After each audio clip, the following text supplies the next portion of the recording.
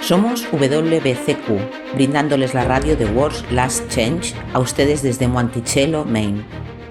El anhelo de todo cristiano durante los últimos 2000 años ha sido ver al Salvador regresar y establecer un reino eterno en la tierra. Los acontecimientos en el mundo revelan que esto sucederá muy pronto. Siga escuchando para aprender cómo puede prepararse espiritualmente para los eventos finales de la tierra. Radio WLC está preparando a un pueblo para la vida en el reino terrenal de Yahuwah, que se establecerá en el inminente regreso de Yahushua Cristo. Él mandará a sus ángeles con una gran trompeta, para que reúnan a sus escogidos de los cuatro vientos, desde un extremo de los cielos hasta el otro. Mateo 23:31. El matrimonio. ¿Puede ser el cielo en la tierra o puro infierno? En los últimos años, las normas y expectativas sociales en todo el mundo han cambiado hasta el punto de que el matrimonio mismo está cambiando. Honestamente, a menudo para mejor, pero no siempre. Incluso en los países musulmanes, las tasas de divorcio han subido y siguen subiendo. Muchos creyentes están preocupados por cómo los valores cambiantes afectan al matrimonio. Entonces, hoy le pedí a mi compañero Pedro Merino que discuta con nosotros lo que las escrituras tienen que decir sobre el matrimonio. Antes de sumergirnos en este tema, solo quiero reconocer el hecho de que WLC es un ministerio mundial. Nuestros artículos están en más de 30 idiomas y transmitimos en 9. Digo esto porque nuestra cultura influye en nuestros puntos de vista sobre el matrimonio y transmitimos a muchas culturas diferentes. Dicho esto, incluso el enfoque de la Biblia en el matrimonio trata con los problemas de la época en que fue escrita. ¿A qué te refieres? Bueno, trae tu viejo diccionario de 1828 que está ahí. He notado que lo has estado dejando aquí en el estudio últimamente. Pensé que era más fácil. Buscamos palabras tan a menudo en él. Bueno, me gustan las definiciones. De todos modos, busquemos matrimonio y leamos lo que dice. Muy bien, dice matrimonio. El acto de unir a un hombre y una mujer para toda la vida. Matrimonio, la unión legal de un hombre y una mujer para toda la vida. ¿Quieres que siga? ¿Hay más? Bastante, en realidad, dice. El matrimonio es un contrato tanto civil como religioso por el cual las partes se comprometen a vivir juntas en mutuo afecto y fidelidad hasta que la muerte los separe. El matrimonio fue instituido por Dios mismo con el propósito de prevenir el coito promiscuo de los sexos, promover la felicidad doméstica y asegurar la manutención y educación de los hijos. Así que esa es su definición estándar del matrimonio dentro del cristianismo, desde hace 200 años. Ahora, dependiendo de la cultura, esa definición puede variar. Por ejemplo, aquí está la definición que figura en la quinta edición del Diccionario de la Herencia Americana del Idioma Inglés, The American Heritage Dictionary of the English Language. Adelante, leamos eso. Matrimonio, la unión legal de un hombre y una mujer como marido y mujer, y en algunas jurisdicciones, entre dos personas del mismo sexo, lo que generalmente implica obligaciones legales de cada persona hacia la otra. Entonces, ¿podemos ver cómo ha cambiado la definición? Estados Unidos legalizó el matrimonio entre personas del mismo sexo en 2015. Este cambio en realidad comenzó en 2021, cuando Holanda se convirtió en el primer país en legalizar el matrimonio entre personas del mismo sexo. Ahora incluso algunos países muy religiosos como Colombia, Brasil y Argentina han legalizado este tipo de uniones. Obviamente, sin embargo, hay muchos países donde no solo sigue siendo ilegal, sino que el mismo acto conlleva una sentencia de muerte. Entonces, en lugar de entrar en los detalles del matrimonio moderno, y lo que es legal y lo que no, nos centraremos únicamente en lo que las escrituras tienen que decir sobre el matrimonio. Muchos cristianos definen el matrimonio como la unión de un hombre con una mujer. ¿Estás de acuerdo en que así es como lo define la escritura? Bueno, hay que ver que la Biblia no es un diccionario. Eso nunca se explica. Entonces tenemos que ver lo que dice la Biblia, y los dos aspectos del matrimonio que la Biblia cubre es cómo era el primer matrimonio y cómo era la corrupción de eso en los tiempos bíblicos, que era la poligamia. Ahora bien, esto no es tan anticuado como algunos podrían pensar, porque todavía hay países donde la poligamia es legal. Recuerdo que mi abuelo solía decir que los hombres necesitan la influencia suavizante y refinadora de una buena mujer. así como ayuda con los asuntos de la vida. Diría que Yahuwah hizo a las mujeres para poblar la tierra y hacer felices a los hombres. ¿Estás de acuerdo? Bueno, ciertamente Yahuwah desea la felicidad de todas sus criaturas, pero con el debido respeto a tu abuelo, creo que esa es una perspectiva bastante egocéntrica. Me alegro de que lo hayas mencionado porque en realidad todavía es una opinión bastante común entre los tradicionalistas. ¿Pero es correcto? Si la mujer solo está hecha para hacer feliz al hombre, la menosprecia. Nuestros deseos egoístas naturales y caídos se activan y ella comienza a ser vista como un objeto. Esto reduce a una mujer de su estado original en el que Yahuwah la hizo. ¿El cual fue? La humanidad fue creada para tener dominio sobre la tierra, y al ejercer ese dominio, revelar aspectos del carácter divino. Las mujeres revelan aspectos diferentes a los que revelan los hombres, pero ambos son importantes y necesarios. Veamos a Génesis 1, versículos 27 y 28. Aquí leamos el propósito declarado que Yahuwah tuvo al crear a los seres humanos. ¿Qué dice eso? Entonces dijo Elohim: hagamos al hombre a nuestra imagen, conforme a nuestra semejanza, y señoreo en los peces del mar, en las aves del cielo, en las bestias, en toda la tierra y en todo animal que se arrastra sobre la tierra. Así Elohim creó al hombre a su propia imagen. A imagen de Elohim lo creó. Varón y hembra los creó. Entonces Elohim los bendijo y Elohim les dijo: fructificad y multiplicaos. Llenad la tierra y sojuzgadla y señoread en los peces del mar, en las aves del cielo y en todas las bestias que se mueven sobre la tierra. La palabra aquí traducida al inglés como hombre, hagamos al hombre a nuestra imagen, proviene de la palabra hebrea Adam, Audam, que significa... Espera, decilo de nuevo. Proviene de la palabra hebrea Audam, y simplemente significa humanidad o género humano. Y sí, esa es exactamente la misma palabra que se usó para nombrar a la primera persona de nuestra especie, Adán.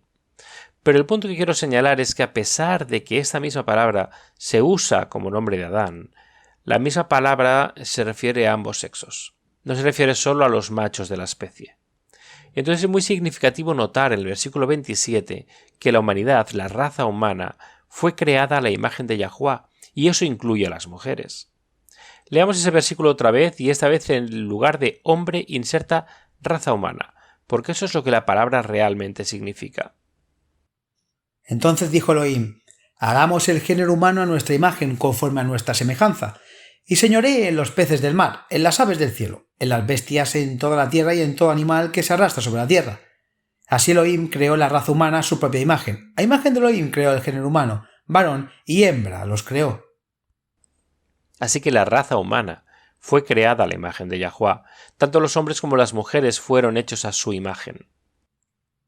Entonces, Yahuwah tuvo la intención de que la creación de Eva hiciera feliz a Adán, tal como tuvo la intención de que Adán hiciera feliz a Eva. Pero el propósito principal de la creación de ambos fue revelar a Yahuwah por qué lo primero que él dice es: hagamos la raza humana a nuestra imagen. Luego, después de eso, a la raza se le da dominio sobre la tierra. Esto es lo que exactamente. Decir que fueron hechos a la imagen de Elohim es más que una revelación de diseño, es una declaración de propósito. Ambos debían revelar a Yahuwah porque ambos fueron hechos a la imagen divina. Ahora sabemos cómo transcurre la historia en Génesis 2, versículos 21 al 24. Yahuwah le llevó los animales a Adán para ver cómo los llamaría. Y Adán notó que todos los animales estaban en parejas. Tenían compañeros y se preguntaba dónde estaba el suyo. Y Yahuwah Elohim hizo caer un sueño profundo sobre Adán y se durmió. Y tomó una de sus costillas y cerró la carne en su lugar. Entonces de la costilla que Yahuwah Elohim había tomado del hombre hizo una mujer y la trajo al hombre. Génesis 2, 21 y 22. Voy a interrumpirte aquí solo un momento. La palabra traducida costilla proviene de la palabra hebrea tsela, tsai lo. La palabra original significa curva y se refiere a un soporte, como tablas, esquinas, vigas o tablones de madera. Como un hueso. Podría ser. También he oído que se sugiere que se refiere al DNA. Con nuestro conocimiento moderno de la ciencia eso tiene más sentido. Yahuwah tomó parte del ADN de Adán para formar a Eva. Leamos el resto. Y Adán dijo: esto ahora es hueso de mis huesos y carne de mi carne. Ella se llamará mujer porque ella fue sacada del hombre. Por tanto, dejará al hombre a su padre y a su madre y se unirá a su mujer y serán una sola carne. Génesis 2, 23, 24. Así que aquí está el matrimonio original y el versículo 24 explica el plan de Yahuwah para el matrimonio. Los dos serán una sola carne. Ahora bien, si el propósito principal de la creación de las mujeres era asegurar la supervivencia de la raza humana y hacer feliz a Adán, hubiera sido algo muy sencillo para Yahuwah hacerle esposas adicionales. Podríamos haber leído sobre Adán y Eva y Rosa. O Adán y Eva y Rosa y Teresa y Ana. ¿Por qué no? Si puede hacer una esposa, puede hacer 2 o 3 o 10. Pero notemos, Yahuwah quiere nuestra felicidad, y él sabía que los matrimonios polígamos y las relaciones poliamorosas no son lo mejor para nosotros. Incluso en culturas donde esta es la norma, hay dolor, sentimientos de traición, celos, lucha por la supremacia. No es propicio para la felicidad. No solo eso, sino que generalmente hay una dinámica de poder desigual involucrada, generalmente a favor del hombre. Sí, en culturas donde se acepta la poligamia, la dinámica de poder favorece casi universalmente al hombre. Pero incluso en las relaciones poliamorosas a menudo existe una dinámica de poder desigual. Conozco personalmente a una pareja en la que la esposa quería tener un matrimonio abierto y el esposo no estaba tan interesado. Estuvo de acuerdo para mantener feliz a su esposa, pero honestamente solo les ha traído dolor. Y la razón es simple. Esto no encaja en el plan original de Yahuwah para el matrimonio, donde los dos se convertirán en una sola carne. Escucho lo que dices y estoy de acuerdo contigo. Sin embargo, yo oigo un pero por ahí. ¿Qué, no estás de acuerdo? Bueno, es solo que Génesis 2, versículo 18 suena como que Eva fue creada para Adán. Entiendo por qué dices que eso parece disminuirla, pero bueno, escucha esto. Dice, Yahuwah Elohim dijo, no es bueno que el hombre esté solo, le haré una ayuda adecuada para él. Está bien, permítame leerlo en una traducción ligeramente diferente. Ambos son correctos, pero verás que el énfasis es ligeramente diferente. Este dice, y Yahuwah Elohim dijo, no es bueno que el hombre esté solo, le haré una ayuda comparable para él. Entonces tu versión dice que no es bueno que el hombre esté solo. Esta versión dice que no es bueno que el hombre esté solo. Bastante similar, y admitiré que en una lectura superficial ambos parecen estar diciendo que las mujeres fueron creadas para ayudar a los hombres. Sin embargo, la segunda versión en realidad está más cerca de la original, porque este uso de hombre no se refiere exclusivamente a los hombres. Esta palabra traducida como hombre es la misma que más exactamente se traduce como humanidad o la raza humana. ¿Es el mismo Adán? ¿Audam? ¿Que antes? Sí, número 120 la concordancia de Strong. Así que esto en realidad está diciendo no es bueno que la raza humana esté sola. Y fue entonces cuando Yahuwah creó al segundo ser humano, a la imagen del Creador, y este ser humano era mujer.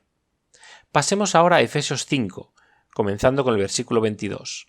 Este es un pasaje a menudo mal entendido, mal aplicado y citado fuera de contexto, el cual en una lectura superficial parece subrayar el estatus tradicional de segunda clase de las mujeres, pero eso en realidad no es lo que está diciendo en absoluto. Mientras lees este pasaje quiero que prestes atención a cuántas esposas dice que tiene un hombre. Esposas, sométanse a sus propios maridos como al Señor, porque al marido es cabeza de la mujer, así como Cristo es cabeza de la Iglesia, su cuerpo, de la cual es el Salvador. Ahora bien, así como la Iglesia se sujeta a Cristo, así también las esposas deben sujetarse a sus maridos en todo. Maridos, amad a vuestras mujeres así como Cristo amó a la Iglesia y se entregó a sí mismo por ella para santificarla, purificándola en el lavamiento del agua por medio de la palabra, y presentándola a sí mismo como una iglesia radiante, sin mancha ni arruga ni cualquier otro defecto, sino santo e irreprensible. Así también los maridos deben amar a sus mujeres como a sus propios cuerpos. El que ama a su mujer se ama a sí mismo. Efesios 5, 21, 28. Este es un pasaje que ha causado mucho dolor e infelicidad en muchos matrimonios debido a una mala interpretación de lo que se dice aquí. No es, como muchos suponen, poner al esposo en la posición de decirle a su esposa qué hacer. Este pasaje debe entenderse en el contexto del versículo que lo precede directamente. Volvamos a leer el versículo 20. ¿Qué dice? Sométanse unos a otros por reverencia a Cristo. Sométanse unos a otros. Este es el contexto en el que debemos interpretar el resto del capítulo. Pero ese versículo no se cita muy a menudo. Sí, hay un número sorprendente de cristianos muy sinceros y devotos que creen que solo las esposas deben someterse. Recuerdo que mi esposa, hace varios años, era miembro de este foro en línea para esposas y madres, y una de las cosas que discutía con frecuencia la lucha que muchas de estas mujeres tenían para someterse a sus maridos, según cómo entendían el término. ¿Cómo definieron su misión? Bueno, un número sorprendente de ellas creía que lo que enseña este pasaje es la obediencia absoluta. La esposa debe hacer lo que su esposo ordene, incluso obedecerlo, incluso si lo que él le pide que haga es moralmente incorrecto, incluso ilegal. ¿En serio? Totalmente. Entonces algunas mujeres estarían compartiendo cómo se sintieron realmente en conflicto. ¿Cómo obedecer o someterse a sus esposos cuando los pedían que hicieran algo que estaba mal? Y las otras mujeres les decían a estas pobres esposas que se sometieran y obedecieran de todos modos porque razonaron, Yahuwá haría responsables a sus esposos por los pecados de las esposas si las esposas pecaban mientras obedecían a sus esposos. Vaya, eso ni siquiera es bíblico. Leamos Ezequiel 14, versículo 20. Este es un principio muy importante de aclarar.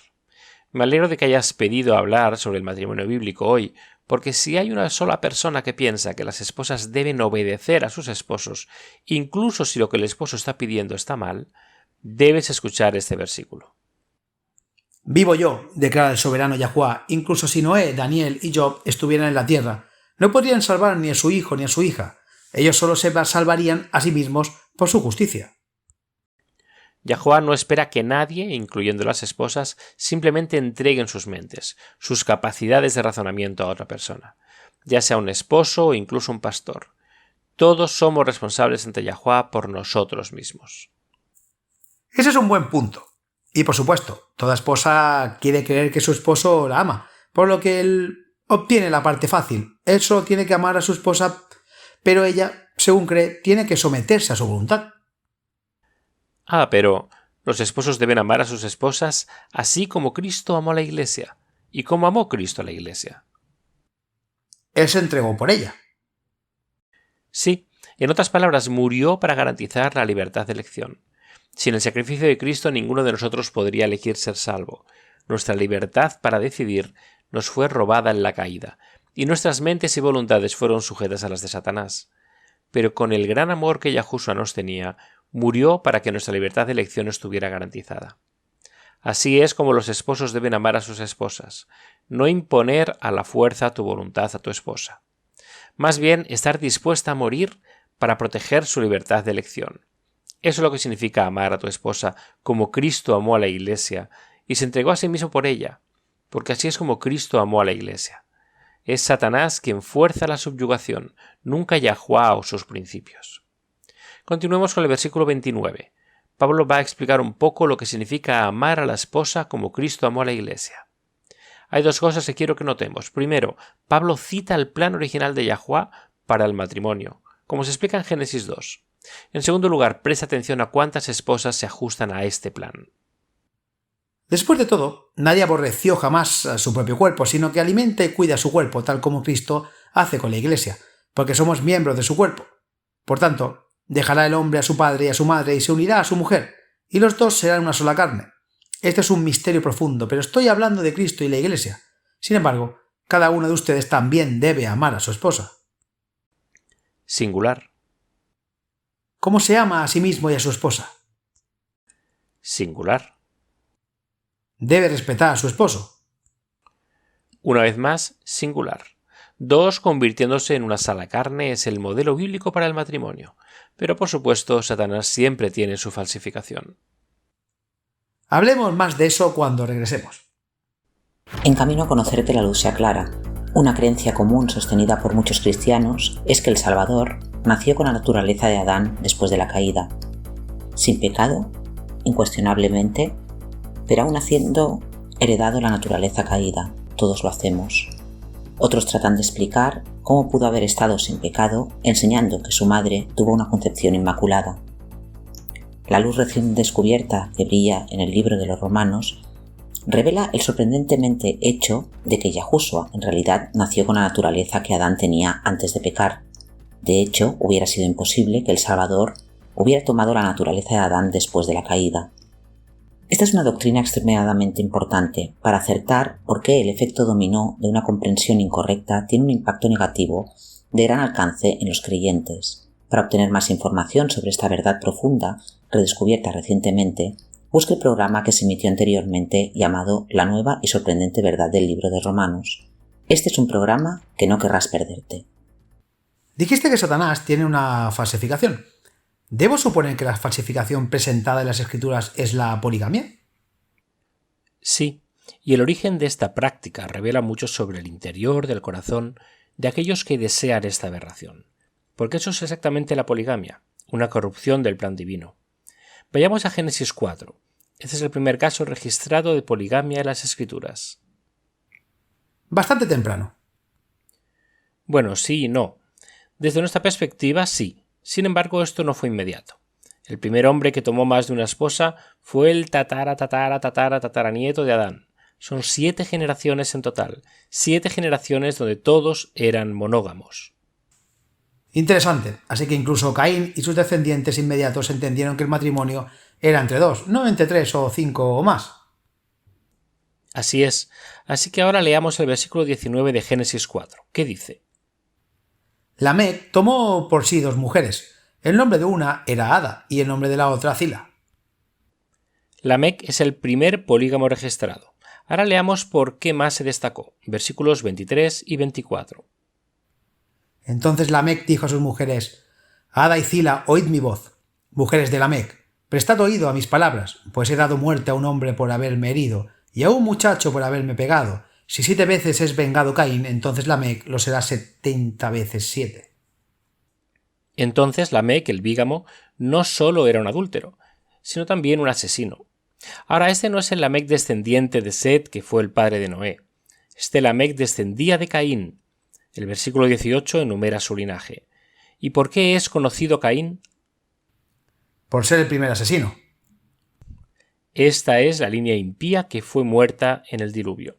La falsificación del matrimonio por parte de Satanás se originó con esta línea corrupta. Yahushua parece haber estado pensando en esto cuando hizo un comentario curioso en Juan 8, versículo 44. ¿Podría leernos eso, por favor? Este versículo se aplica a la clase de personas que desean abrazar la falsificación del matrimonio de Satanás.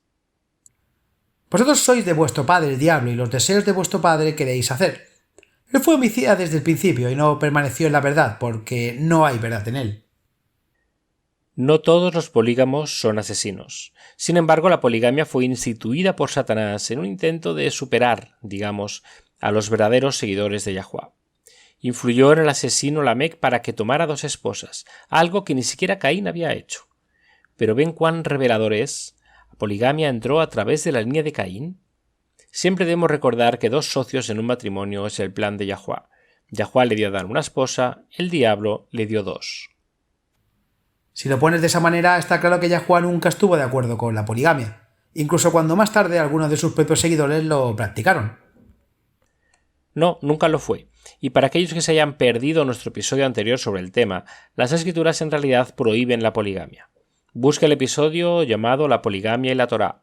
Esto realmente aclara que la poligamia nunca ha sido aceptable para Yahuwah, siempre ha sido contrario a su plan perfecto. Esta idea, entonces, de que Yahuwah de alguna manera adoptó lo que has demostrado, era realmente el plan de Satanás. Es en realidad una blasfemia, ¿no es así?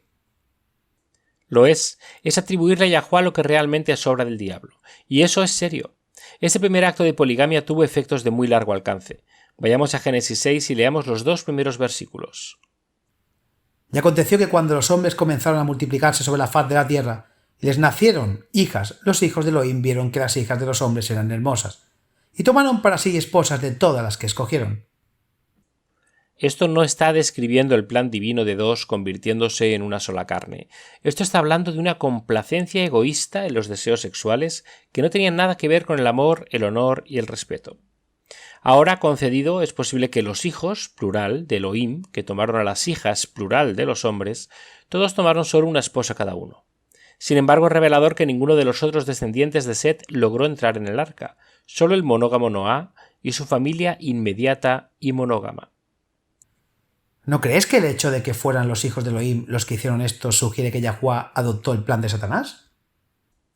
Absolutamente no. Y una vez que se rompe un tabú, ¿cómo tomar más de una esposa? Otros lo aceptan rápidamente. ¿Qué dice el siguiente versículo? Y Yahuwah dijo: mi espíritu no contenderá a aquel hombre para siempre. porque ciertamente él es carne, pero sus días serán 120 años. Génesis 6:3. Se dice que el espíritu de Yahuwá está luchando con los hombres aquí. Luego el versículo 5 dice: «Y vio Yahuwá que la maldad de los hombres era mucha en la tierra, y que todo designio de los pensamientos del corazón de ellos era de continuo solamente el mal». Ahora la consecuencia de esta lujuria desenfrenada fue solo el mal de continuo. Ahora vayamos a los versículos 11 y 12. La tierra también se corrompió delante de Elohim, y la tierra se llenó de violencia, y miró Elohim la tierra, y he aquí que estaba corrompida, porque toda carne había corrompido su camino sobre la tierra. Este fue el resultado de rechazar el plan de Yahuwá para el matrimonio de dos socios iguales, hechos a su imagen, convirtiéndose en una sola carne, satisfacer los apetitos sexuales, tomar múltiples esposas, condujo a muchos otros excesos, incluido el asesinato.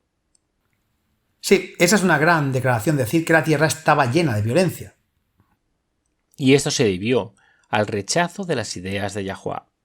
El resultado de rechazar el plan original y adoptar la falsificación de Satanás resultó en hombres que dieron rienda suelta a sus deseos, y como resultado la tierra se llenó de violencia. Ahora lo que es interesante es que este es el punto de la narración donde se nos presentan por primera vez a Noé.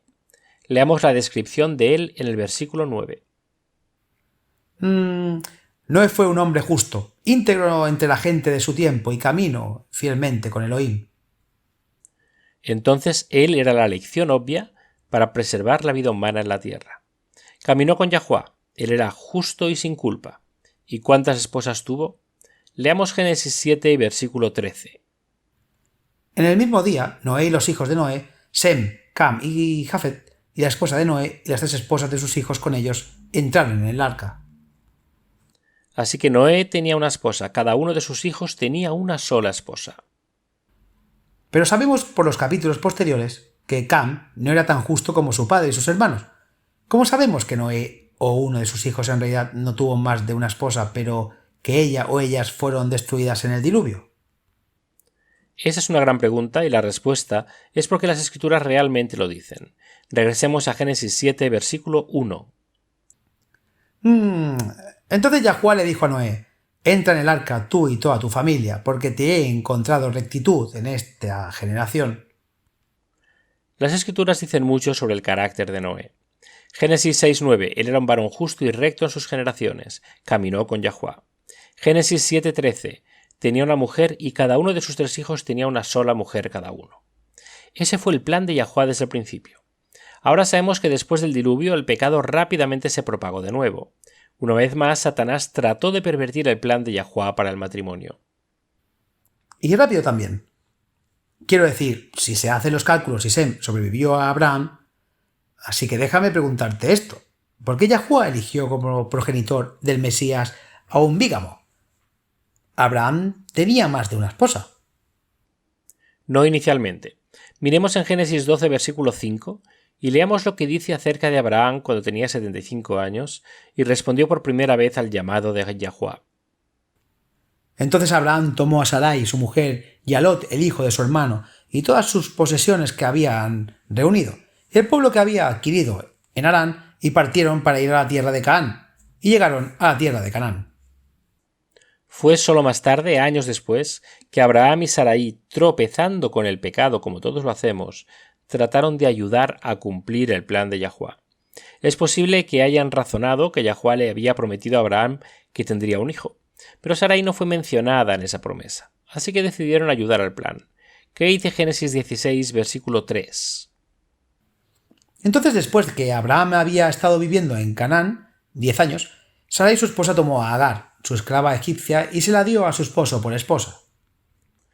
Ahora esto es lo que realmente es interesante. Nunca más Sarai se refiere a Agar como la esposa de Abraham. La llama mi sierva. Y cuando se enoja mucho esta esclava, pero nunca más como la esposa de Abraham. Abraham mismo nunca se refiere a Agar como su esposa. Cuando habla con Sarai, se refiere a Agar como tu sierva. Entonces cuando Sarai castiga a Agar y Agar huye, ¿cómo la saluda el ángel que la ayuda? Él se refiere a ella como la criada de Sarai. Y le dice que regrese con su ama, no con su esposo. Abraham tuvo otra esposa y su nombre era Keturá. Sin embargo, solo se casó con ella después de la muerte de Sara.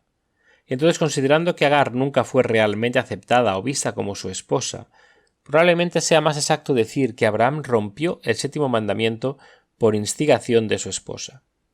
¿Abraham cometió errores? Sí, no era perfecto, pero tenía el deseo de honrar a Yahuwá. Vayamos al próximo capítulo, leamos Génesis 17, versículo 1. Cuando Abraham tenía 99 años, Yahuwá se le apareció a Abraham y le dijo: Yo soy el Shaddai, andad delante de mí y sed irreprensibles. Ahora Abraham tenía una opción: podía endurecer su corazón, volverse obstinado y apegarse a sus caminos, o podía someterse a Yahuwá. ¿Qué eligió? Versículo 3. Entonces Abraham se postró sobre su rostro. A diferencia de Caín, a diferencia de Lamec, la reacción de Abraham fue como la de David, muchos siglos después, cuando se convenció de su pecado. Abraham fue bendecido no porque fuera perfecto, sino porque era humilde y anhelaba agradar a Yahuwá, aunque a veces todavía pecaba. Fue en este punto que Yahuwá cambió el nombre de Abraham a Abraham, y el relato de las Escrituras después muestra que él era un hombre cambiado. No conocemos la historia completa de Agar e Ismael, pero sabemos que cuando Isaac fue destetado, Sara atrapó a Ismael burlándose de su hijo y eso la enojó. ¿Qué le dijo a Abraham? Está en Génesis 21, versículo 10. Entonces ella dijo a Abraham: Echad fuera a esta sierva y a su hijo, porque el hijo de esta sierva no será heredero con mi hijo, Isaac. Esto realmente molestó a Abraham. Amaba a Ismael, obviamente Ismael era su hijo. No sabía qué hacer, así que buscó la sabiduría de Yahuwá para saber qué hacer. Y sabemos que lo hizo porque Yahuwá le dijo qué hacer. Y las instrucciones de Yahuwá subrayan su plan continuo para que el matrimonio sea 2, no 3 o más. Leamos el versículo 12. Pero Elohim le dijo a Abraham: No sea desagradable a tus ojos por el muchacho o por tu sierva. Cualquier cosa que te haya dicho Sara, escucha su voz, porque en Isaac te será llamada descendencia. Yahuwá quería justicia para Ismael. Le prometió a Abraham que Ismael también se convertiría en una gran nación. Pero también sabía que tener varias esposas no sería el entorno más propicio para criar al hijo de la promesa. Bueno, el hecho de que Yahuwá apoyó la demanda de Sara demuestra cuán importante para él aún era su plan original para el matrimonio. Haz los cálculos y descubrirás que habían pasado unos 15 años desde que Sara le dio a Abraham que tuviera un hijo con Agar. Ahora, si realmente hubiera sido la esposa de Abraham todos estos años, si Yahuwá la consideraba la esposa de Abraham, ¿realmente crees que él le habría dicho a Abraham que la despidiera? Bueno, no sería justo. Es más, contradiría la instrucción que Yahushua bajo inspiración dio con respecto al matrimonio. Leamos Mateo 19, versículos 4 al 6. Dice: Y respondiendo él les dijo: ¿No habéis leído que él, que los hizo al principio varón y hembra, los hizo y dijo: Por esto dejará al hombre padre y madre y se unirá a su mujer, y los dos serán una sola carne? Así que no son ya más dos, sino una sola carne. Por tanto, lo que Yahuwá ha unido, no lo separe el hombre. Esa es la intención original del Creador para el matrimonio, lo que él unió que nadie lo separe. Entonces, si Agar fuera verdaderamente la esposa de Abraham en una unión aprobada por el cielo, no se le habría ordenado a Abraham que la despidiera. Esa fue una lección amarga para que la experimentara Abraham, pero creó en él un carácter que Yahuwá necesitaba para encabezar el linaje a través del cual vendría el Mesías. Génesis 18-19 contiene una declaración clara de la intención de Yahuwá al seleccionar a Abraham. Dice: Porque lo he elegido, para que dirija a sus hijos y a su casa después de él a guardar el camino de Yahuwá, haciendo lo que es correcto y justo para que Yahuwá cumpla para Abraham lo que ha prometido a él. Y a pesar de las fallas que vienen con una naturaleza caída, Abraham hizo exactamente eso. Cuando llegó el momento de que Isaac se casara, ¿qué hizo Abraham? Génesis 24, 1-4. Ahora Abraham era viejo y muy avanzado en edad, y Yahuwá había bendecido a Abraham en todas las cosas. Entonces Abraham le dijo al sirviente más anciano de su casa, que gobernaba sobre todo lo que tenía: Por favor, pon tu mano debajo de mi muslo y te haré jurar por Yahuwá, el Elohim de los cielos y el Elohim de la tierra, que no tomarás para mí hijo o mujer de las hijas de los cananeos, entre los cuales yo habito, sino que irás a mi tierra y a mi familia y tomarás mujer para mí hijo Isaac. No esposas, solo uno, una esposa. Ese ha sido siempre el plan divino. Cuando Isaac envió a Jacob a buscar esposa, ¿qué le dijo? Génesis 28, 1-2. Entonces Isaac llamó a Jacob y los bendijo. Y le mandó y le dijo: «No tomarás mujer de las hijas de Canaán. Levántate, ven a Padán Aram, a casa de Betuel, el padre de tu madre, y toma de ahí mujer de las hijas de Labán, hermano de tu madre». Entonces, aunque Jacob terminó teniendo más de una esposa, eso no era parte del plan de Yahuwah. Tienes que admitir que, en defensa de Jacob, Labán lo engañó y le dijo a la hija equivocada en matrimonio. Sí, pero eso no cambia el hecho de que la poligamia no es parte del plan divino. Por supuesto, Labán agravió a Jacob tal como Jacob había agraviado a Saúl.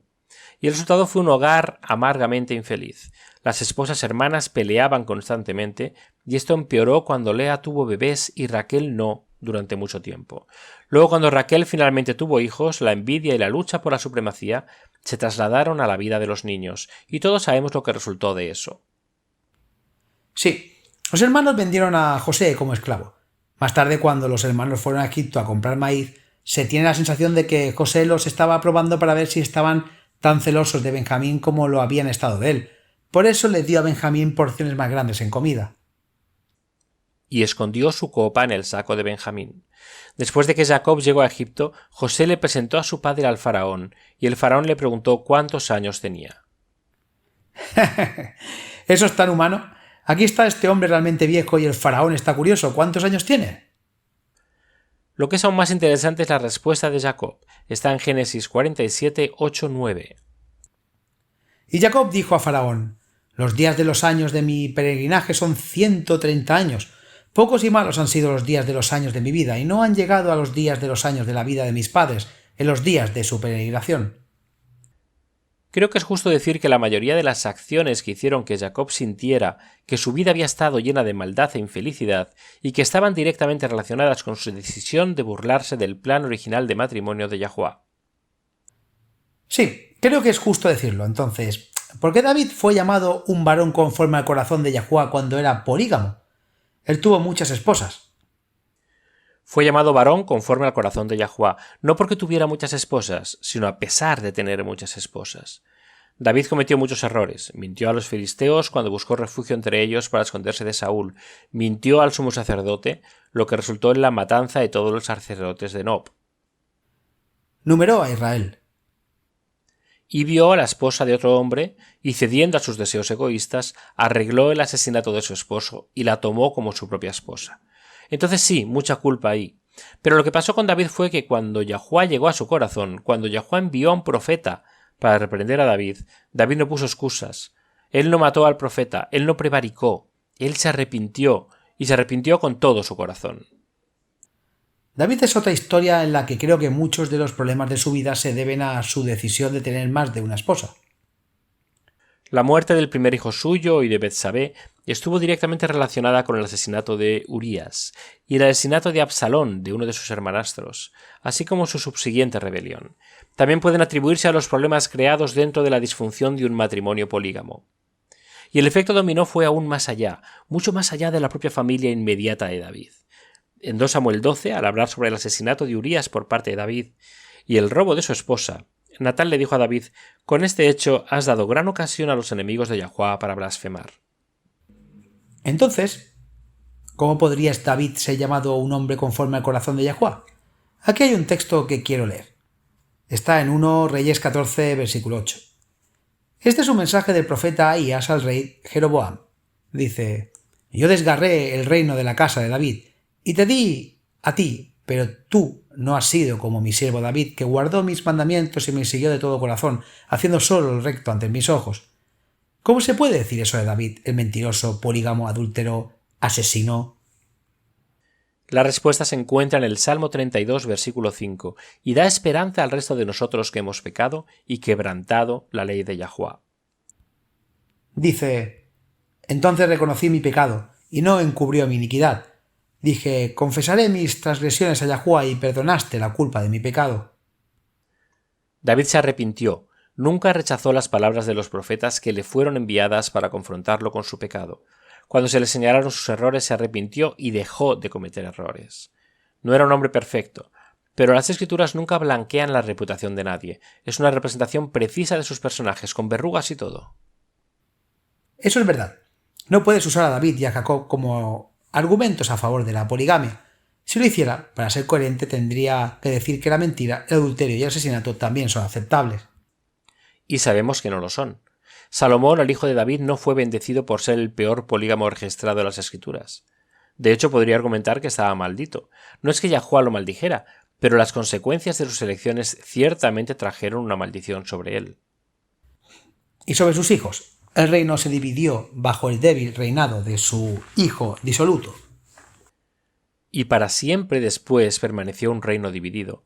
Sí, estos son resultados directos de la poligamia de Salomón. Vayamos a 1 Reyes 11, versículo 4. A medida que Salomón envejecía, sus esposas inclinaron su corazón tras otros dioses, y su corazón no se dedicó completamente a Yahuwá su Dios, como lo había sido el corazón de David, su padre. Versículo 9. Yahuwá se enojó con Salomón porque su corazón se había apartado de Yahuwá, el Dios de Israel, quien se le había aparecido 2 veces. Y el versículo 11. Entonces Yahuwá le dijo a Salomón: «Dado que esta es la actitud y no has guardado mi pacto y mis decretos que te ordené, ciertamente te arrancaré el reino y se lo daré a uno de tus subordinados». Cuando estudiamos las vidas de los humanos falibles en las Escrituras, vemos tanto la debilidad que viene con una naturaleza caída como la fuerza del amor divino y la gracia. Este registro fiel es para enseñarnos lecciones importantes. Sí, vemos que los hombres sinceros de Yahuwá tropezaron en el pecado, pero también vemos un registro claro de las consecuencias de esas acciones. No puedes leer la historia de la vida de Jacob, ver el dolor y el sufrimiento que resultó de haber tomado más de una esposa y argumentar que Yahuwá aprueba la poligamia. Sí, eso es ridículo. Pero el registro se conserva para inspirar nuestra fe de que cuando tropezamos y caemos también seremos perdonados, que el amor de Yahuwá por nosotros no cambia solo porque lo deshonramos y quebrantamos su ley. ¿Qué tan común era la poligamia? Creo que a veces la gente tiene la impresión de que todos en aquel entonces tenían más de una esposa. En realidad no era tan común. Sí, nos salta a la vista de las historias de personajes prominentes de la Biblia, pero ¿cuántas historias más se registran donde se siguió el plan de Yahuwá? Isaac, por ejemplo, solo tuvo una esposa, y según recuerdo no hay registro de que haya tenido concubinas. Lo que necesitamos entender es que el plan de Yahuwá para el matrimonio fue entendido desde el principio. Por eso fue una aberración tan impactante cuando Lamec tomó 2 esposas. Este plan fue reafirmado en el diluvio y en el llamado de Abraham. Yahuwá nunca probó que el matrimonio fuera otra cosa que lo que él estableció en Edén, 2 convirtiéndose en una sola carne. Y miras la vida de Jacob. Está claro que 3 no pueden convertirse en una sola carne. O 5, ya que las hermanas copiaron los actos de Sarai y le dieron sus criadas a Jacob para tratar de sacarle más hijos. Todo lo que hizo fue causar conflictos e infelicidad, y convirtió la vida de Jacob en una que más tarde dijo que estaba llena de maldad. Hay un puñado de textos comúnmente usados para afirmar que Yahuwá aprueba la poligamia. Me gustaría leerlos y tal vez podrías aclarar lo que se dice si en realidad no es Yahuwá quien da su aprobación. Claro. Éxodo 21, versículos 9 y 10 dice: «Y si la hubiere desposado con su hijo, hará con ella conforme a la costumbre de sus hijas. Si toma a otra esposa, no disminuirá su alimento, su vestido y sus derechos matrimoniales». Debo admitir que esto suena como que Yahuwá no tiene un problema con la poligamia, o ¿por qué no diría simplemente no tomes otra esposa? Porque este pasaje no está hablando de esposas. Se trata de los esponsales, que eran bastante diferentes en aquel entonces. La palabra esposa en el versículo 10 es una palabra supletoria, porque cuando dice si él toma otra, debe entenderse en contexto. Y el contexto aquí está hablando de cómo un hombre debe tratar a cualquier mujer joven que arregla estar desposada con su hijo. Si más tarde decide dejarla a un lado y comprometer a su hijo con otra persona, no puede engañar a la primera chica que se comprometió con el contrato de compromiso. Una vez más, esposa es una palabra suministrada, no aparece en el original. Es bueno saberlo. Deuteronomio 25:5: «Cuando 2 hermanos habitan juntos y uno de ellos muere y no tiene hijo, la mujer del fallecido no se casará fuera de la familia con un extraño. El cuñado se allegará a ella y la tomará por sí como mujer y cumplirá con ella su deber de cuñado». Esta fue una instancia específica diseñada para proteger a la mujer. Si un hombre moría dejando a una esposa viuda, joven, sin hijos para heredar su parte del patrimonio familiar, su hermano debía tomar a la viuda bajo su protección. Parte de eso incluía tratar de dejarla embarazada. El niño concebido de esta manera no era considerado el hijo del hermano, sino el hijo del hombre que había muerto. Esta era una forma de proteger y proveer para las viudas, eso es todo. Algo así como lo que Naomi estaba tratando de coordinar para Ruth cuando le dijo que fuera a Boaz y actuara como pariente para ella. Eso es exactamente lo que estaba pasando. De nuevo, esto era para la protección de la mujer, para que tuviera a alguien que la mantuviera en su vejez, y solo quiero agregar que en los raros casos en que esto está registrado en las Escrituras, el pariente más cercano siempre estaba soltero. Si estaba casado, esto lo descalificaba para tomar a la viuda como su esposa. ¿Y qué acerca de Isaías 4, versículo 1? Dice: y en aquel día 7 mujeres echaban mano de un hombre diciendo: comeremos nuestra propia comida y vestiremos nuestra propia ropa. Solo déjanos ser llamados por tu nombre, para quitar nuestro aprobio. Esto es una profecía. Muchas cosas malas se predicen en las profecías. No significa que Yahuwah está dando su aprobación a lo que está sucediendo. Sí, es un muy buen punto. A continuación, Laura Martínez con la promesa diaria de hoy. Nutrición para la mente y conciencia. El apóstol Pablo le dijo a Timoteo que toda la escritura es inspirada por Yahuwah y útil para enseñar, para redarguir, para corregir, para instruir en justicia, a fin de que el hombre de Yahuwah sea perfecto, enteramente preparado para toda buena obra. 2 Timoteo 3, 16, 17. En los últimos años, un número creciente de creyentes se ha preocupado por la acusación de que la Iglesia Católica Romana es la institución responsable de proporcionarlos la Biblia en su forma actual. Se afirma que la Iglesia seleccionó qué libros incluir y cuáles rechazar. Por supuesto, si esto es cierto, es preocupante, porque naturalmente los obispos encargados de elegir qué libros incluir habrían seleccionado solo aquellos libros que podrían interpretarse de manera consciente con la teología católica romana. Entonces, ¿cómo sabemos si las escrituras con las que hemos sido criados son las escrituras que Yahuwah preservó? Para llegar al fondo de esta acusación preocupante y conocer la verdad, busca el artículo titulado ¿La Iglesia Católica Romana realmente nos dio la Biblia? En worldslastchange.com. La palabra de Yahuwah es la forma en que aprendemos la verdad, así que es importante saber cuál es su palabra inspirada.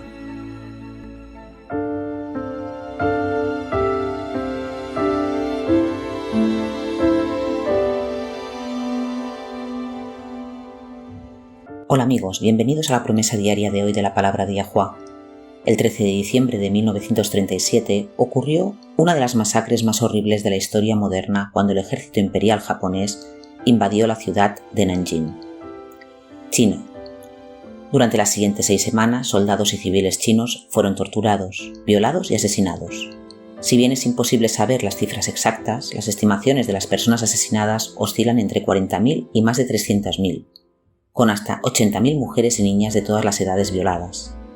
Esta masacre de la población mayoritariamente civil llegó a conocerse como la violación de Nanjing y está ampliamente clasificada como una de las peores atrocidades de la Segunda Guerra Mundial. Antes de esto, había una gran población extranjera en la ciudad, pero durante este tiempo de caos y peligro la mayoría de los occidentales huyeron. Sin embargo, antes de que la ciudad cayera ante el ejército invasor, el puñado de extranjeros restantes decidió salvar a tantos civiles chinos como pudiera. Estos no eran soldados ni políticos, eran empresarios, médicos, algunos misioneros y 5 periodistas. Los extranjeros organizaron la zona de seguridad de Nanjing y eligieron a un hombre llamado John Rabe para encabezar el nuevo comité. 55 años, el hombre calvo, con anteojos redondos, parecía muy modesto.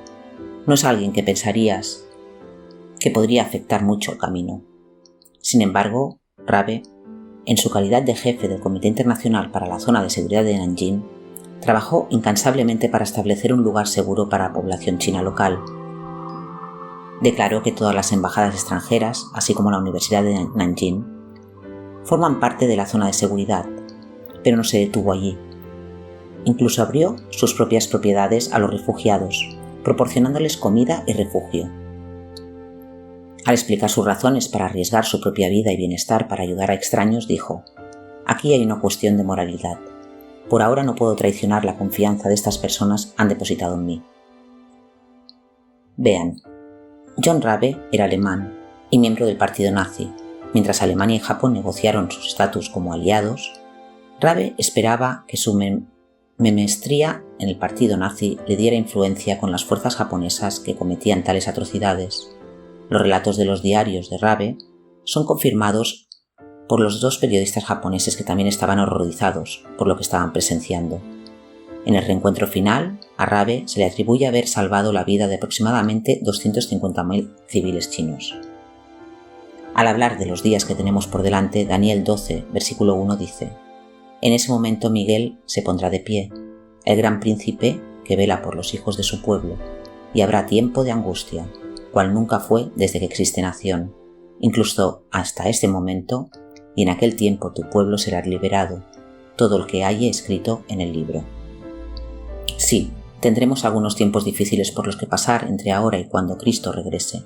Algunos de nosotros podemos incluso perder la vida, pero el cielo no se va a quedar sentado.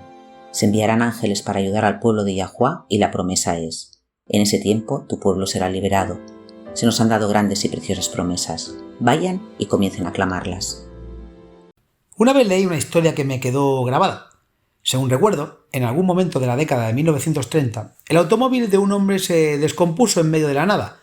Él está ahí, frustrado, preguntándose qué hacer cuando aparece otro automóvil y salen 3 hombres mayores que se ofrecen a echar un vistazo y ver si pueden descubrir qué está mal. El propietario del automóvil está seguro de que si él no puede averiguarlo, estos viejos tampoco podrán hacerlo, pero por supuesto no hay una forma educada de decir eso, así que les deja intentarlo. Para su sorpresa, los hombres descubren rápidamente lo que está mal y vuelven a poner en marcha el auto. Les agradece efusivamente, con lo cual se presentan. Los viejos resultaron ser Thomas Alva Edison, el inventor, Henry Ford, el fundador de la compañía Ford Motor, y Harvey Firestone, el fundador de las compañías Firestone, Tire y Rubber. El hombre estaba en buenas manos y ni siquiera lo sabía. Bueno, eso es como Yahuwah, ¿no? Él es nuestro creador. Él sabe cómo marcarnos. Él ha mostrado que para nuestra mayor felicidad el matrimonio debe ser monógamo, 2 convirtiéndose en 1. Me imagino que como nuestro creador, Él nos conoce como mejor, seremos más felices si obedecemos las leyes que Él ha establecido para nuestro bien. Esa es una gran manera de decirlo, y es verdad. Él nos conoce mejor y sabe que la poligamia solo trae infelicidad. Yahús afirmó el plan original de Yahuwah para el matrimonio. Leamos Marcos 10, versículos 6 al 9. Desde el principio de la creación, Yahuwah los hizo varón y hembra. Por tanto, dejará el hombre a su padre y a su madre, y se unirá a su mujer, y los 2 serán una sola carne. Así que ya no son 2, sino una sola carne. Por tanto, lo que Yahuwah ha unido, no lo separe el hombre. En 1 Timoteo capítulo 3, versículo 2 y 12, Pablo da instrucciones para aquellos que deberían ser líderes de la Iglesia. Él dice: el obispo pues debe ser irreprensible, marido de una sola mujer, que los diáconos sean maridos de una sola mujer y que gobiernen bien sus hijos y sus propias casas. Este ha sido el estándar desde el principio. Si un hombre con más de una esposa aceptaba el Evangelio, él y sus esposas debían ser abrazados y aceptados en la Iglesia, pero él no debía ocupar un cargo en la Iglesia. No hay un solo caso en las Escrituras de Yahuwah eligiendo a alguien para un servicio especial que fuera polígamo. Hay un puñado de casos en los que la persona se vuelve polígama después de haber sido elegida por Yahuwah, pero estos son la excepción, no la regla. Solo subraya el hecho de que Yahuwah es el mismo de ayer, hoy y siempre. Sus leyes nunca cambian. Quiero darles las gracias por acompañarnos hoy. Esperamos que pueda unirse a nosotros nuevamente mañana. Hasta entonces, y recuerden, Yahuwah los ama, y en él está segura su confianza.